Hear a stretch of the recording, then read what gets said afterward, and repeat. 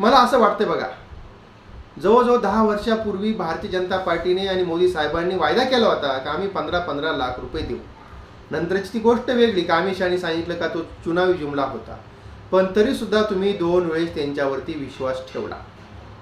त्यांनी सांगितलं होतं गॅसचे भाव कमी करू, पण गॅसच्या भावाचं काय झालं, शेतकऱ्याचं उत्पन्नाचं काय झालं. तर आता आपण मित्रांनो ज्या ज्या वेळेस मतदान करणार ना, आपण त्यावेळेस ते 2014 आठवा हे सांगत होते, बेरोजगारी, महागाई, शेतकरी वगैरे हे सगळे प्रश्न, आणि त्याला नमस्कार करून सांगत होते मतदान करा. आता आपण शेतकऱ्यांनी पहिला कांदा आठवायचा, मग मतदान करायचं.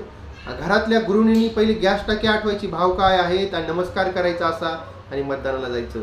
माझ्यासारखे असे जे साधारण तरुण असतील आणि कोणी बेरोजगार असतील, तर त्यांनी बेरोजगारी किती आहे, महागाई किती आहे, आणि ते आठवायचं, आणि मग मतदानाला जायचं.